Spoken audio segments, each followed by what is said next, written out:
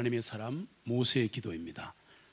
주님께서 사람의 자녀들을 홍수처럼 쓸어 가시나니 그들은 잠자는 것 같고 아침에 자라나는 풀 같나이다.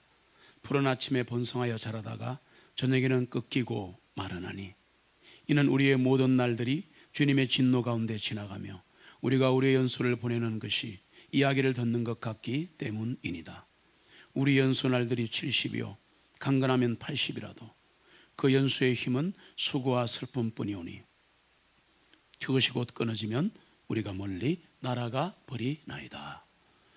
모세가 하나님께 기도한 내용이 우리의 인생을 축약한 내용이 되었습니다. 하나님 외에는 나 홀로인 것 같은 때가 있습니다. 인생은 그렇습니다. 그런데 하나님은 주사위를 던지지 않는다고 하십니다. 이게 무슨 말이냐? 이 서양 속담인데 하나님은 주사위를 던지지 않는다. 주사위는 내가 원하는 숫자가 나오는 게 아니고 지 마음대로 굴러다니다가 숫자가 나오잖아요. 그러니까 하나님은 그렇게 하시지 않는다 그 말입니다. 하나님은 자기 백성을 우연히 인도하는 일이 없습니다. 하나님은 자기 백성을 똑바로 눈을 뜨시고 불꽃처럼 정확하게 인도하십니다. 우리는 지금 하나님 손안에 있습니다. 아브라함의 손자 야곱이 있었습니다. 형 에서의 분노를 피하여 야곱이 홀로 하란 땅으로 도망갔습니다. 야곱은 인생에 문제가 생겼습니다. 고향을 떠나가지만 하나님께서는 야곱을 베델로 인도하십니다. 왜 베델일까? 예레미야 10장 23절 주님 사람의 길이 그 사람 자신에게 있지 아니함을 내가 아나이다. 그의 걸음을 인도하심이 걷는 사람 안에 있지 않습니다. 사람의 걸음, 특별히 하나님의 자녀의 걸음을 인도하시는 분은 하나님이십니다. 이거를 진짜 가슴으로 받아들이는 순간 평안이 옵니다. 평안이 와요. 우리는 형편에 따라 각자 제 갈 길로 가지만 우리 인생길을 인도하시는 분은 하나님이신 것을 고백합니다. 야곱의 할아버지 아브라함도 베델 근처에 단을 쌓았더라고요. 베델은 하나님의 집이라는 뜻입니다. 야곱에게 베델은 어떤 곳인가? 하나님의 약속을 평생 기억하는 곳이 베델입니다. 야곱에게 베델은 그 약속을 이루실 하나님은 능력의 하나님이시다. 이거를 기억하게 만드셨어요. 창세기 28장 10절로 11절에 보시면 같이 읽습니다. 야곱이 브엘세바에서 떠나 하란을 향해 가더니 그가 한 곳에 이르러 해가 치므로 거기서 밤을 보내고자 하여 그가 그곳에 돌들을 취하여 그의 베개로 삼고 그곳에 누워 자니라. 아멘. 하나님께서 자신을 야곱에게 알리기 위해 택하신 장소가 바로 이때 이곳이었습니다. 야곱이 가장 어려울 때 그 장소를 택하셨습니다. 여러분, 나의 베델은 언제 어느 곳이었습니까? 하나님이 이 야곱이 가장 어려울 때에, 이 도망자로 살아갈 때에 사막에서 밤에 그를 만나주신 장소가 베델입니다. 꿈속에서 만나십니다. 그리고 이 야곱은 그 베델을 한평생 기억하며 살아갑니다. 그래서 나중에 문제가 생겼을 때 얘들아 우상을 버리고 베델로 올라가자 기억을 하지 않습니까? 베델이 있어야 돼요.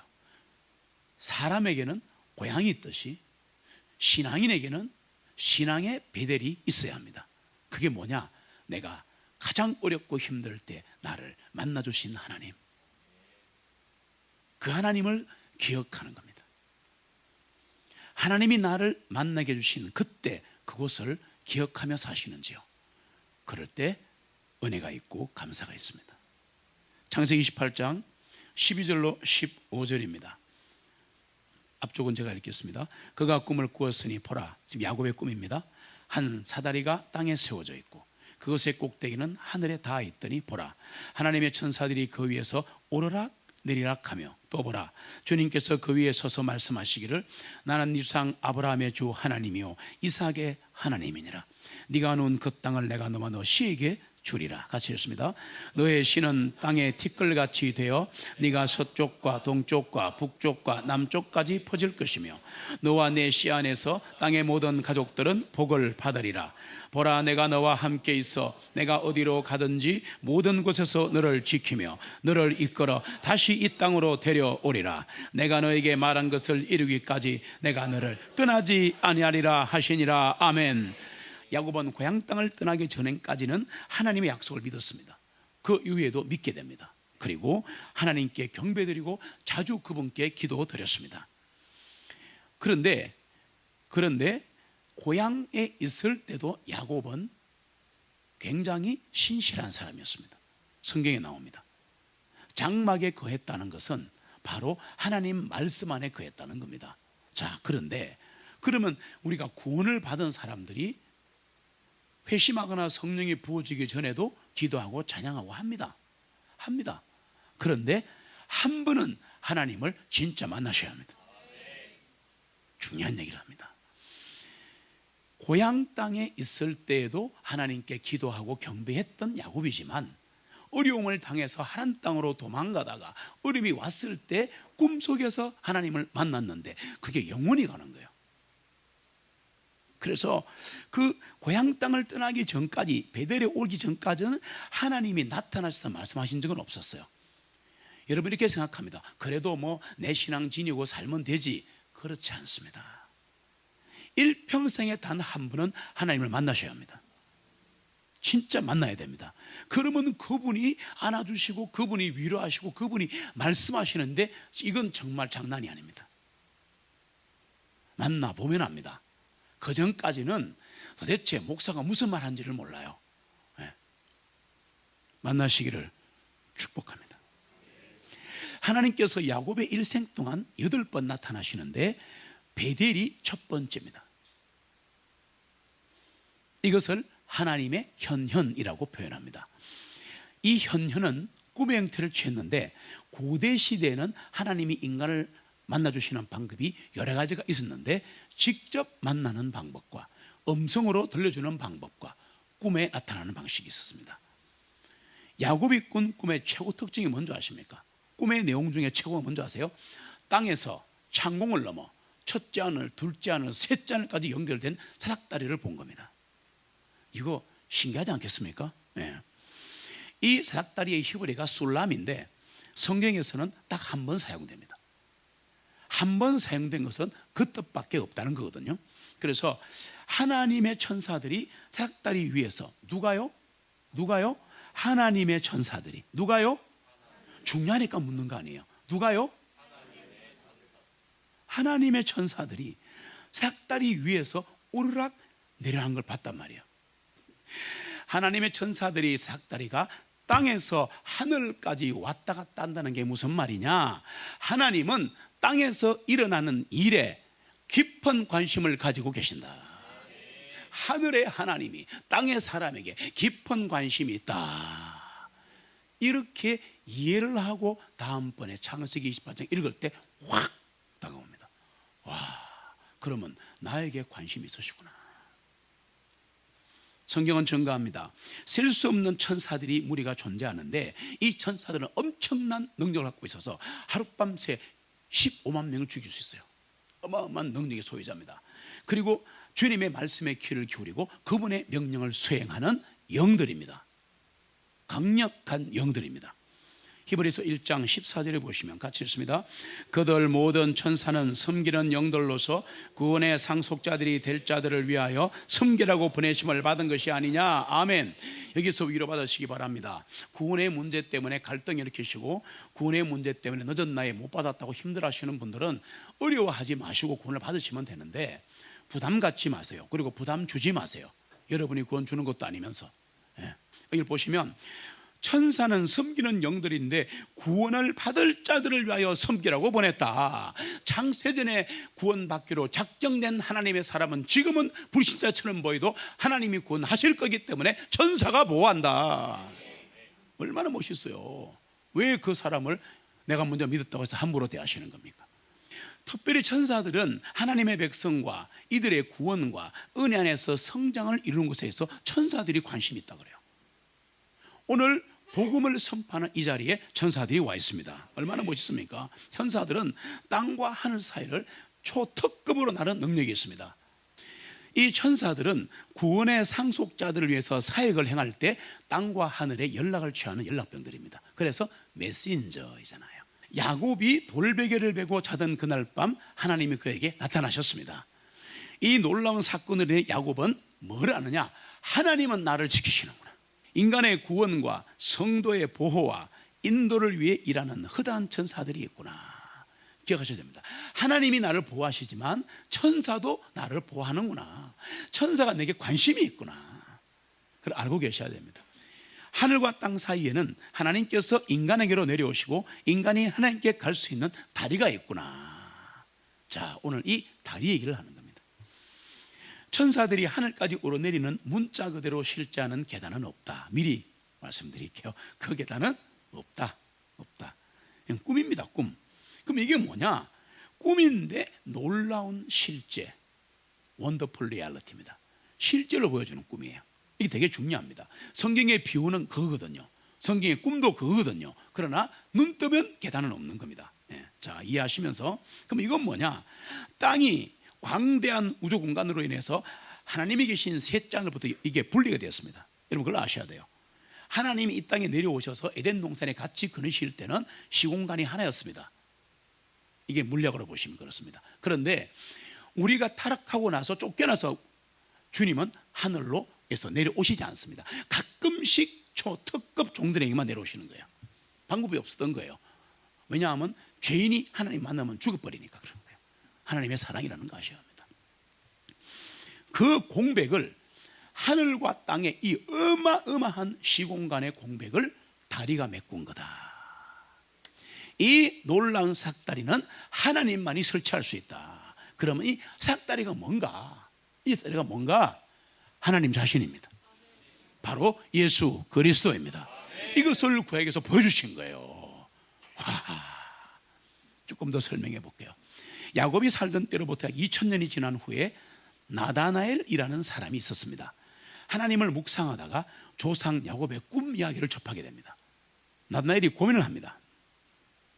어떻게 땅에서 하늘이는 삭다리가 있었는지, 어떻게 하나님과 인간 사이에 항상 화목이 있을 수 있을까 막 고민을 하고 있었어요. 나다나엘은 성경을 보다 보니까 이 구원받은 사람이거든요. 와, 약속된 메시아를 중심으로 약속이 이루어지는구나. 그럼 예수님이 구세주가 언제 오실까? 라고 생각에 잠겨 있고 무화과 나무 아래에서 이 문제를 생각하며 묵상하는데 친구들이 나타나는 거예요. 나다나엘 이거 봐봐. 요한복음 1장 45절 흥분한 얘기를 합니다. 같이 읽습니다. 빌립이 나다나엘을 발견하고 그에게 말하기를 우리는 모세가 율법에 기록하였고 선자들이 기록한 그분을 만났으니 곧 요셉의 아들이신 나사렛 예수님이라 하니 아멘. 나다나엘이 이렇게 말합니다. 그 유명한 얘기. 나사렛에서 무슨 선한 것이 나올 수 있겠느냐? 요 얘기를 나다나엘이 한 거예요. 그거는 모든 이스라엘 백성이 다 알고 있어요. 그 찌그러진 곳에서 뭔 좋은 게 나와? 예수님이 딱 보시고 나다나엘에게 말씀하십니다. 보라, 참 이스라엘 사람이로다. 그의 속에 간사함이 없도다. 꿰뚫어 보시는 거예요. 이게 무슨 말이냐? 나다나엘을 보면서 참 이스라엘 사람이라 그의 속에 간사함이 없다. 이게 무슨 말인가를 제가 연구해 보니까 이런 뜻이에요.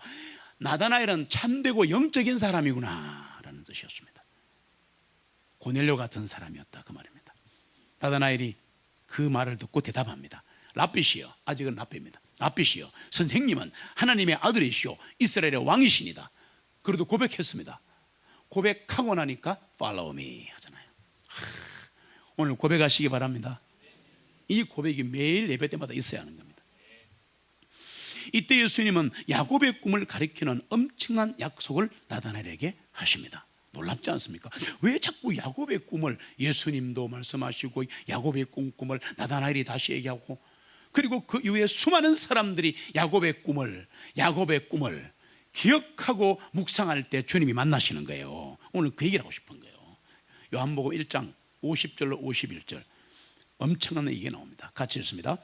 예수님께서 그에게 대답하여 말씀하시기를 내가 너를 무화과 나무 아래에서 보았다 함으로 네가 믿느냐? 네가 이보다 더 큰 일들을 보리라 하시고, 또 주님께서 그에게 말씀하시기를 진실로 진실로 내가 너에게 말하노니 이후로는 네가 하늘이 열리고 하나님의 천사들이 인자 위에 오르내리는 것을 보리라 하시니라. 아멘. 자, 잘 기억하세요.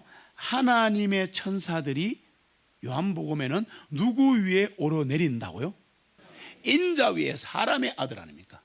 사람의 아들, 나사렛 예수 그리스도, 사람의 아들 위에 천사들이 오르락내리락 하는 거야. 이걸 네가 보게 되리라 그랬단 말이에요. 연결되어 있겠죠. 그러면 자, 이제 합칩니다. 다시 질문 들어갑니다. 지금 요한복음에서는 예수님이 하신 말씀인데 하나님의 천사들이 누구 위에 오르내린다고요? 인자, 사람의 아들 위에 오르락내리락했어요. 야곱의 꿈에서는 뭐 위에 오락내락했어요? 야곱의 꿈에서는 천사들이 어디 위에? 사닥다리 위에 오락내락 했잖아요. 그러면 인자, 사람의 아들 예수 그리스도가 누구다? 사닥다리가 되는 거잖아요. 구약과 신약이 합쳐지는 대목입니다. 예수는 이렇게 말씀하신 거예요. 쉽게 할게요. 이제 다 증명했으니까. 내가 야곱의 사닥다리니라. 사람이 땅에서 하늘로 올라갈 수 있는 유일한 방편은 나니라. 내가 곧 길이요 진리요 생명이니라. 나를 통하지 않고는 하나님께로 하늘로 갈 자가 없느니라. 이 구절은 아는데 사닥다리 내용은 모르는 거예요. 예수 그리스도가 하늘로 가는 사다리입니다. 그 길을 올라가야 천국 가는 거예요. 엄청난 거 아닙니까? 구약과 신약을 연결시키는 거예요, 여러분. 와, 이거 엄청난 겁니다. 예수님이 길이요 진리요 생명이요, 주님은 인간과 하나님 사이의 유일한 중보자이시다. 권능의 천사들의 모든 사역도 주님에게 의존하는 겁니다. 그래서 바로 이 예수 그리스도는 하나님이신 겁니다. 이분이 창조자요 보존자요 만물의 구원자이신 겁니다. 요한복음 3장 13절 놀라운 대목이 나옵니다. 요한복음 3장 13절 같이 읽습니다. 하늘로부터 내려오니 곧 하늘에 있는 인자 외에는 아무도 하늘로 올라간 자가 없느니라. 아멘. 잘 들으세요. 무시무시한 말씀인데 요한복음 3장 13절에는 예수님이 어디 계십니까? 성경 아시는 분? 요한복음 3장쯤에 예수님이 어디 계시냐고. 이 땅에 계시는 거 아니에요, 상식적으로. 맞죠? 20장 가야 하늘에 가지. 나사렛 예수님이 이 땅에 있을 때 이 얘기를 했단 말이에요. 봐요. 이 땅에 계시던, 내가 예수님이 잠깐 내가 말해볼게 보세요. 하늘로부터 내려온 이 곧 하늘에 있는 사람의 아들 외에는 아무도 하늘로 올라간 자가 없느니라. 현정이잖아. 하늘로부터 내려온 이, 지금 여기 있잖아요, 예수님이. 그런데 하늘에 있는 사람의 아들, 그럼 뭐예요? 내가 지금 여기 있는데 하늘에도 있다 그러잖아. 하늘에 있는 인자라 그랬잖아. 지금 여기 있는데 그분이 뭐라고 하시느냐? 내가 하늘에 있다 그랬잖아. 신만이 할 수 있는 거잖아. 이게 뭐냐? 아주 유식한 말로 무소부재하신 하나님, 편재하신 하나님, 어디나 계신 하나님, all presence 아닙니까? 와, 그러니 이분이 안 계신 곳이 없으니 내가 어디를 가도 나와 함께 하시는구나. 이게 답이 나오는 거 아니에요? 이렇게 묵상하는 거예요. 멋지지 않습니까? 나사렛 예수 그리스도께서는 이 땅에 계실 때도 동시에 하늘에 계신 하나님이셨다. 근데 이제 중요한 것은 성육신, 인카네이션, 말씀이 육신이 되어 이 땅에 오시기 전에 예수께서도 가끔 인간에게 말씀하시기 위해 땅에 내려온 적이 있었어요. 근데 이제 진짜로 실제로 인간이 되어 약속하신 대로 말씀이 육신이 되어 우리를 구원하시기 위해 땅의 영역에 들어오신 겁니다. 2000년 전에 시간과 공간을 뚫고. 이거 굉장히 중요한 얘기입니다. 시간과 공간을 뚫고 오신 거예요. 예수님은 십자가에 못 박히시고 땅속 지옥에 내려가셨다가, 감옥이죠, 죽은 자 가운데 살아나셔서 인간이 하나님 존전에 들어갈 수 있는 길이 되셨습니다.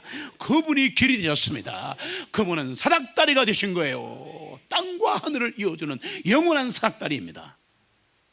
이 땅이 완전히 끝날 때 이 사닥다리도 사라지는 겁니다. 이해가 되십니까? 아직은 영적인 사닥다리가 존재하고 있습니다. 에베소서 4장 8절로 10절 같이 읽습니다. 그러므로 말씀하시기를 그분께서 높은 곳으로 올라가실 때에 포로로 사로잡힌 자들을 사로잡아 이끄시고 사람들에게 은사를 주셨다 하셨느니라. 이제 그분께서 올라가셨다 하셨은즉 그분께서 또한 먼저 땅의 더 낮은 부분으로 내려가신 것이 아니면 무엇이냐. 내려가셨던 분께서 모든 하늘보다 더 높은 곳으로 올라가신 바로 그분이시니 이것은 그분께서 모든 것을 충만하게 하려 하심이라. 아멘. 예수 그리스도께서 높은 곳으로 올라가신 그때부터 성도가 죽으면 영은 주 예수 그리스도와 함께 있기 위해 하늘로 올라가 버리는 겁니다. 지금 우리의 영은 하늘에 있습니다.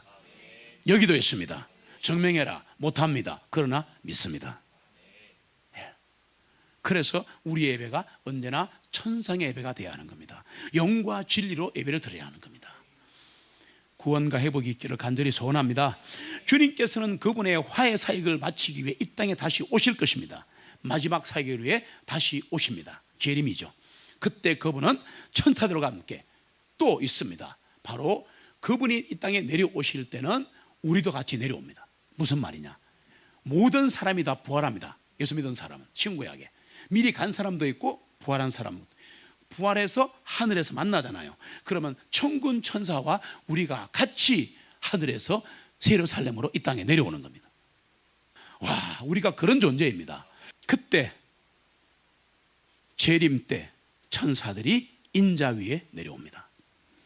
야곱은 꿈속에서 사다리를 보고 놀라는 중에 하나님이 사다리 끝에 계신 것을 봤단 말이에요. 자, 그리고 그분께서 이렇게 말씀하십니다.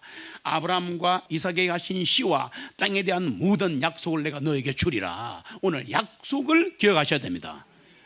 내게 준 약속들, 하나님이 나를 처음 만났던 베델, 오늘 기억되시길 바랍니다. 야곱에게는 네가 어디를 가든지 내가 너와 함께하리라. 내가 너를 보호하리라. 그리고는 네가 떠난 땅으로 돌아오게 하리라. 나는 너의 하나님이니라. 이 야곱의 하나님이 우리의 하나님이십니다. 야곱의 하나님이 나의 하나님이십니다. 야곱이 하란 땅에서 아내들과 자식들과 양떼를 얻게 되고 고난을 받고 고향으로 돌아오는 성경을 우리는 보게 됩니다. 하나님은 꼭 하십니다. 이 사건들은 그럼 뭐냐? 영적으로 한번 설명해 드리고 마칠게요. 야곱이 하란 땅에서 아내와 자식과 수많은 양떼를 얻고 고난이 끝난 후에 고향으로 돌아오는, 이걸 그냥 그렇구나, 야곱이 복 받았네, 이렇게 설교를 하니까 사람들은 하늘을 사모하지를 못하는 거예요. 매번 땅에서 복 받는 걸 말하는 거예요. 이렇게 말해. 구약에는 물질의 복을 받는 게 그게 하나님 축복이다, 중에 하나라는 거죠.